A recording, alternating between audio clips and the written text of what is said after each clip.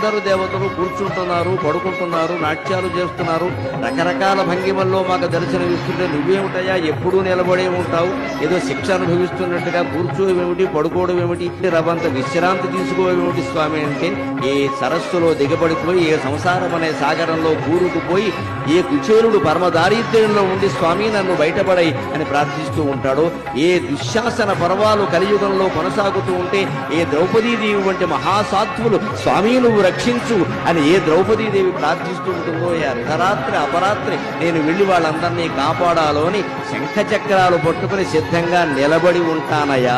పడుకుంటే లేచి బయలుదేరడం కష్టం కదా, ఎవరికైనా దేవుడికైనా. ఎవరో మేలుకొలుపు పాడాలి, సుప్రభాతం పాడాలి, లేవాలి, బయలుదేరాలి. అంతకంటే నిలబడి సిద్ధంగా ఆయుధాలతో సహా ఉంటే వెళ్ళి కాపాడొచ్చును కదా అని నిలబడి ఉంటానయ్యా అనే సమాధానాన్ని స్వామి నా మనస్సులో స్ఫురింపజేశారు శ్రీ వెంకటేశ్వర.